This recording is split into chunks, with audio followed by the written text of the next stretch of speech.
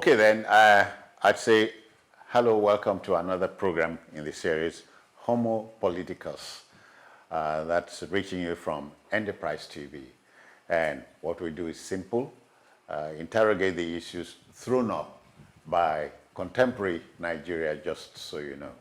And today, a CBN governor's alleged impropriety awards multi-million naira contract to wife.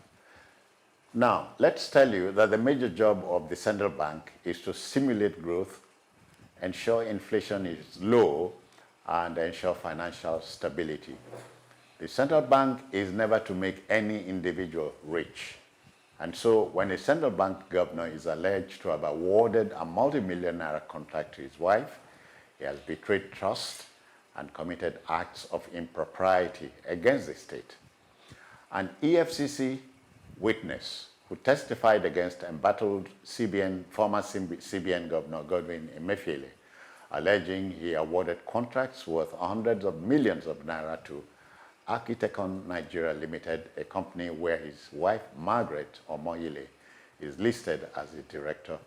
The CBN boss, former CBN boss, I should say, by this act, has conferred a corrupt and unfair advantage on Architecon Nigeria Limited and April 1616. Now, investigations are ongoing, so we let the court do its job. But wait a minute, is corruption in our country not endemic enough to get us alarmed? Hadn't we better support anti-corruption agencies to recover stolen cash and assets and save the country? Or is it too late? Let's have a conversation. My conversationalist this morning is none other than Akin Fatunke. Akin is a chartered accountant and doubles as a public affairs analyst. Akin, good morning and welcome. I say good morning, Citizen Jones. It's a pleasure to be here. Good morning, Nigerians and friends of Nigeria, wherever you are watching us. Akin, the consensus of opinion is that corruption is the bane of this country. It is. Yeah. And so when you hear an alleged story like this, alleged impropriety by a former CBN boss, the governor, something strikes you, I'm sure. It strikes me, and like I always say, this movie we've seen before, and we keep on seeing it most of the times. The theme changes sometimes. Sometimes it's going to 6 chapters before the epilogue. Sometimes it goes into 8 chapters or acts before the epilogue. And it's getting shortened. Snap, chap, millions and trillions going down the line. I have to make a confession. I think I have to make a declaration. Okay. If we are going to be talking... First, make the confession. The confession. The confession is the CBN governor that we are talking about. The former CBN governor that we are talking about on this program, Emefiele, is known to me. When I say known to me, on account of the fact that he was the chief samurai of Zenith Bank at one point in time, and then I was working in ExxonMobil downstream. And when Zenith was going to pitch for the business of Mobil, he came around, and he was virtually sitting on the corridor. I needed to see our treasurer. I was in charge of corporate affairs. So I came out and I saw him. I went to the restroom, came back from the restroom after about 2 or 3 minutes. I still saw him there, and I was going to now intervene. Why are we keeping this man for so long? I said, okay, look, let me watch it for the next few more minutes. And then 20 minutes was going, and he was still there. I said, hey, gentleman, you're still sitting down? I said, oh, please. Okay, I needed to see the treasurer. And then the treasurer now heard him and said, look, I've just told you there's no business for you. Then, and I said, look, I've seen this guy. He's been sitting down for quite a while. And I think it's only fair. Let's hear him out. The rest, like they say, is history. Yeah. I hope Godwin Emefiele will remember this story. That is the confession. Since then, we've not had any link. I have always, each time I went Did he get the job? The contract? He got the contract. Okay. He got the contract and he eventually got the contract. And then bank up till next tomorrow, still is one of the big bankers for ExxonMobil. They are still around, I think. That certainly must have been a big catch. Very big catch. I am putting this across. Sorry, that's the confession. That is the confession. The other one is... the assertion is the fact that he looked so callous, he looked so harmless. ordinary, harmless, if you like. very harmless. And I remember after he got that audience, and it led to quite a number of other things, he popped by and said, I don't know you from Adam, God bless you. So God bless you, and all that. So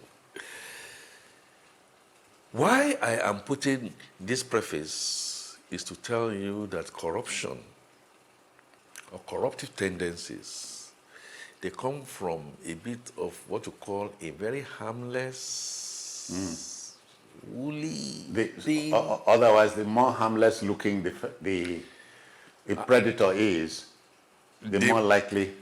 The more vicious they become. So when you don't have shoes to wear, if you understand what I'm saying, and then you suddenly get in there, you want to try and find a way to clean up. It does not suggest that you close down the shoe factory. Take the whole of the Commonwealth, the pot and the pans and the plates. Having said that, corruption is not just a concern, it's becoming cancerous in the Nigerian situation. Yeah, as a matter of fact, Akin, without taking anything from you, when the Indian Prime Minister Narendra Modi said corruption was worse than diabetes, I can appreciate what he means. Worse than diabetes, and at its worst stage, it's become cancerous. It begins to mutate. You catch it at one point, shows like an amoeba at some certain other points. But the end game of it is clear. It's destruction. Yeah, utter destruction. My feel is that the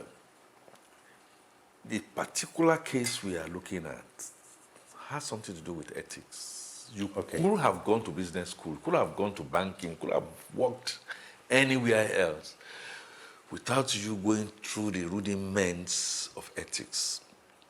Says you cannot, for the life of me, be seen, unlike Caesar's wife, not to be above board.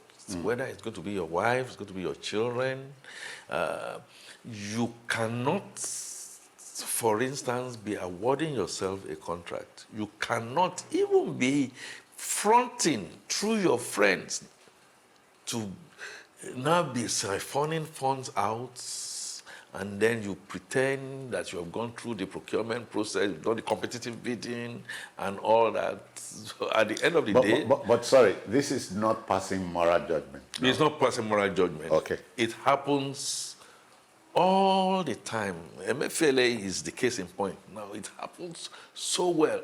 And I began to now feel that is it a lack of knowledge or a brazen feel that irrespective of how you turn, you cannot be caught. And even if you are caught, you can always pay your way out. And so power, like Lord Acton said, corrupts, absolutely, it corrupts you, and it takes away your mental state. And the way it starts is you do it once. You're not caught. You get away with it. You are enamored. You are now enamored that You do it the second time, something by way of a comma comes into it. You call it a near miss. Oh, you know what I need to do? I need to double Tighten, on tighten. the Yeah. on the kind of protection. You do it the third time, then collaboration now comes into it. Since you can't do it alone, you now find a way to make sure you buy over whoever is going to collaborate with you. When the package goes on, usually along the line, you now find a dispute in maybe the sharing formula, or you decide to be. Or, as we say, something gives. At the end of the day, you just believe that, what the hell? And that little strand is just that little strand that will take you overboard. Tapabalogun, the former IGP, is a case in point. And then we now then looked at it again and said, hey, wait a minute. You need to do some form of mutation.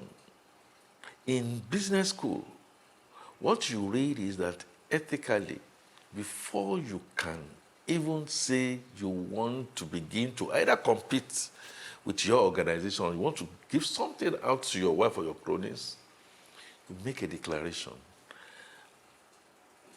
However, when such declarations begin to have a semblance of a blurry lines, the rule is don't touch it, even after you make that declaration. But when you now go over and above a situation where Sister Maggie, okay, that's Margaret, the wife, will retain her maiden name for the purpose of a vehicle to perpetrate these criminal intention ideas against the state, and with eyes wide open, begin to award multi-billion contracts in such ways that, say, for instance, Citizen Jones is my friend, I'm the CBN governor. For whatever reason, let Citizen Jones be the beneficiary because he's my friend. It's criminal. But this time around, it's not even Citizen Jones who is my friend. I have given out the contract for her to now come and refurbish my house where I stay in Lagos. And your house, your house which the CBN undertakes to refurbish. And you always find a situation where, and this is the crunch. So your wife has to go do it. She knows very well that this is proceeds from a criminal debt. And so she takes, say, 500 million to go do it. She can go do it for 100 million and then decide to divert from the main, divert 400 million. And you dare not say firm. And what do you then do? You now then pull your hand back into the till to now then do for her to be able to meet up. And it keeps on going. Okay, so when you heard the allegation that former President Buhari's signature was forged in order to effect a criminal act, you didn't dispute it, did you? I didn't dispute it, but I tackled that from another angle. See that tech has taken care of quite a number of things in terms of how. What do you mean tech? Okay, technology. Okay. Technology has taken care of this criminal tendency of wanting to forge your signature. It will be found. It will just throw itself out. Writing experts. It goes into the system. The system will tell you that somebody is trying to either hack or not hack. It's encrypted in such a way that for somebody to have even forged your signature, there must be a memo where your signature is going to be, and has to go from one desk to another desk, to another desk, to another desk. All that technology will take out. Why did we have a situation where we had a president? Was he computer savvy? Well, we see X and say maybe somebody is operating all those eggs. Those are the basic things. You should be able to say, look, my signature, I fix it on it. By doing simple training. Put simply, corruption is at work here. It's at work, and when people see that you have that gap, oh yeah, it's going to be a field day. Yeah. They now see that gap that needs to go on. However, in accounting, in forensic accounting, there is something that you call compensating controls. When basic controls have fallen through the cracks, there is a compensating control that can catch it, because those of you inside have collaborated. So when it gets outside, so it gets to the central bank, there are a few things that the central bank will also have to do. Ordinary basic commercial transaction involving you and your private accounts. The bank manager or the bank officer will call you. Can you verify that we should go ahead and pay? So if there is a collabo from that angle, so there is a collabo inside, there is also a collabo outside, there is a bigger collabo in between, internally. Those are the people that they say, and then the presidency will now then begin to say that the documents was leaked. Okay. It will be leaked because Mr. A has picked it, given it to Mr. B. And see under down by the the time line. it gets to Mr. D, you say, hey, something is going to, I'm going to make a photocopy of it, and then, of course, pass it on out. All this technology can wipe out if we apply ourselves diligently to it, you know.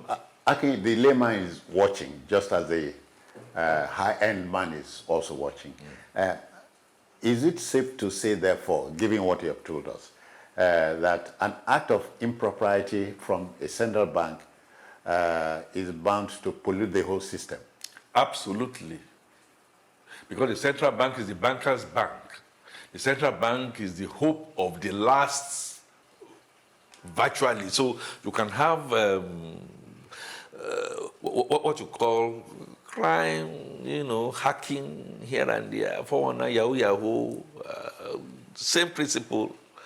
But by the time you are now talking about the big tickets, you are talking about big monies. You are talking about 6.2 million US dollars. It therefore says that the central bank that has now decided to turn itself into a commercial bank, the central bank is supposed to be the bank to all banks. Yeah. But it's now involved in going to get signatures to now then decide that this is how it should go, that's how it should go. It tells you that part of the problems we are facing, both monetary, physical, today, in the terrible crash of our currency, can be traced to monies that have been taken out, not replaced by production, but just fleeced out. And then what we then see in accounting, Citizen Jones, what you say is a debit and a credit. So we saw a debit, we saw a hole. Where has it gone to? We suddenly started seeing an Emefiele with fleet of cars, saying that he was contesting for presidency of the country.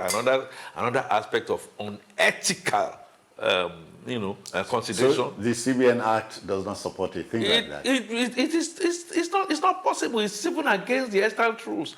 And then we had a president who, at that point in time, whose box tops on his table, I was saying, he did not know. If he did not know that his signature was forged, but he saw an Emefiele within the flank saying that he was going to contest for presidency, and then when he was asked initially, he said the Association of Rice Growers and all that were the ones that did this, and then the president kept mum. It's like everything surrounding the president, and that's why I was talking about the controls. Even if the president did not know, what about the office of the deputy president? Vice President. Thank you. Office of the vice president. What about the office of the Accountant General. before you even get there, chief of staff?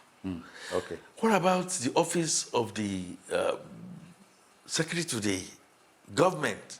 So it went all through all that. And like you are rightly saying, what is the job of the accountant general? What is the job of the auditor general?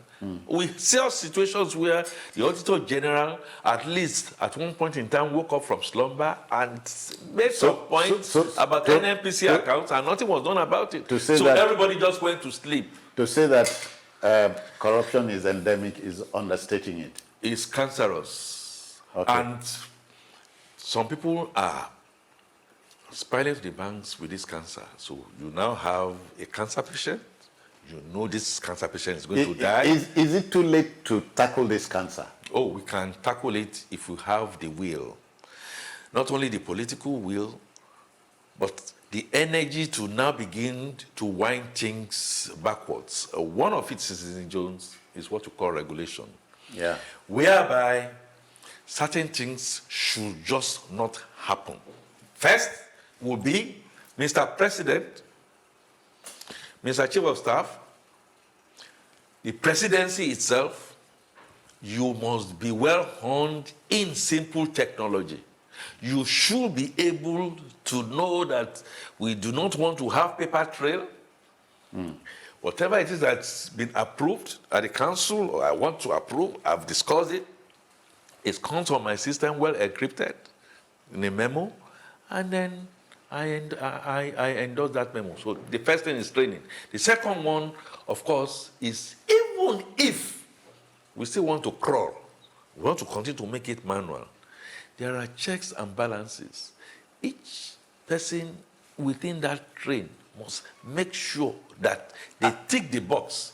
And when you tick the box, now I'll tell you one little challenge here.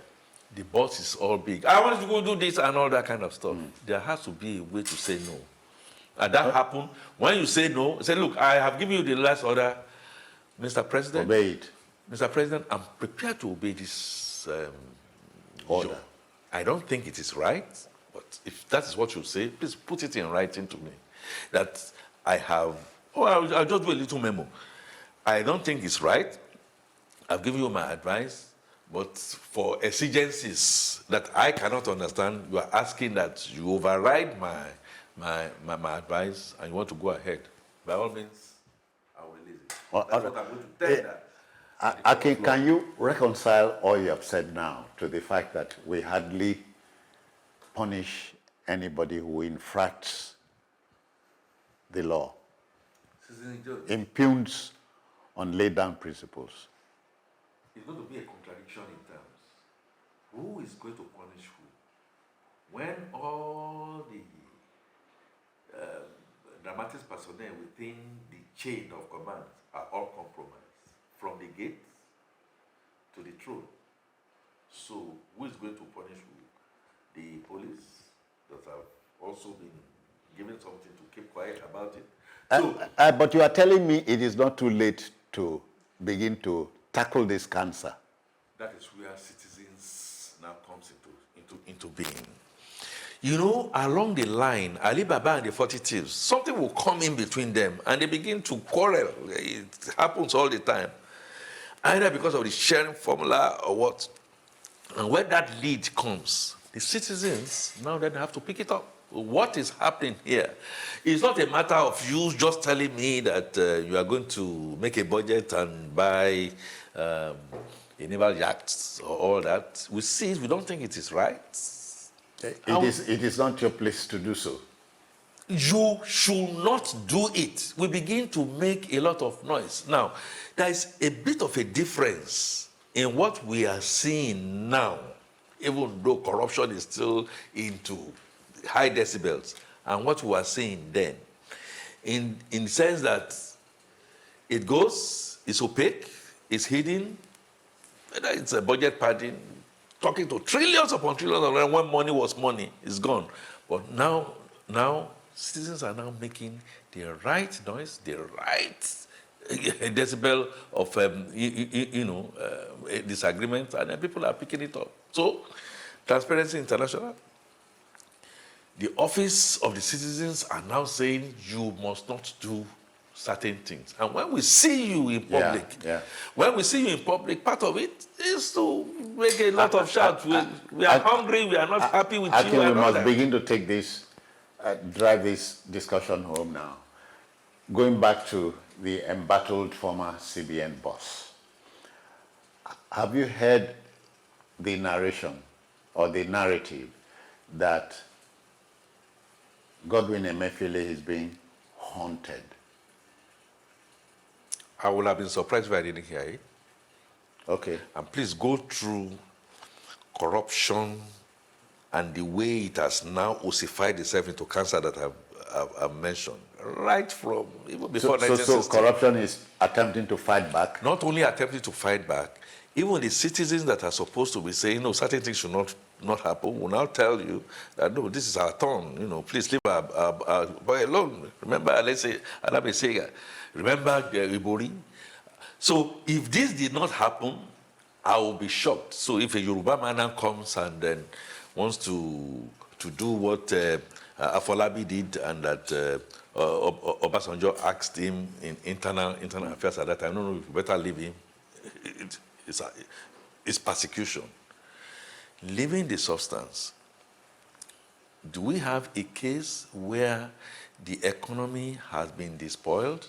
Did we have a case where an attempt was made to begin to color our notes and make it scarce and people died in the process? Do we have an established case, prima facie, established by Obaze, to say monies have left the coffers of the country? Now we've spoke about the fact that it was even forged. Even those that were not forged and went into humanitarian affairs and all that. And CBN got up, rather than be doing regulations and control, was now the one that was doing CSR. We decide on certain other things. Yeah. While all those established, even my mother in the village, my great-grandmother in the village, who derisively say that we heard about Emefiele, and all that. Was that established? Yes. Did people die? Yes. Are we still reeling from the corruptive things that happen within the banking industry? Yes. Then some people will now then say no, whether because he's a Christian, or whether because he's a Muslim, or whether because he came from an animist, or because he came from my part of the world. No, I think you are prosecuting because they will now look for a little comma because he wanted to contest for presidency and he didn't want a particular president to come in. All this kind of dash. Yeah, but should the law take its course? The law has to take its course. And don't forget, the scale of justice is blind, and it should naturally take its course. And it's the reason I am concerned when, at the end of the day, we still find compromise within our criminal judicial system. When the hope of the last man is also now found to be compromised, you now understand my point about it being a cancer. All right, let's end the discussion here, but not before thanking you, Akin Fatunke, for coming. Thank you for your time. Thank you very much. And I know there's a way out of this. Okay. And that is to turn backwards from going to the gorge. Or climb the mountains again. It's possible. All right. Yes, the former CBN governor, Central Bank of Nigeria governor, Godwin Emefiele, is in the court. There's an allegation of impropriety leveled against him. At least an EFCC witness had said so much. So we allow the courts to do its job. So at the end of the day, justice would have been served. I'm out of here. Let the debate continue wherever you might be. I am Citizen Jones Hussein. Bye-bye now. Thank you.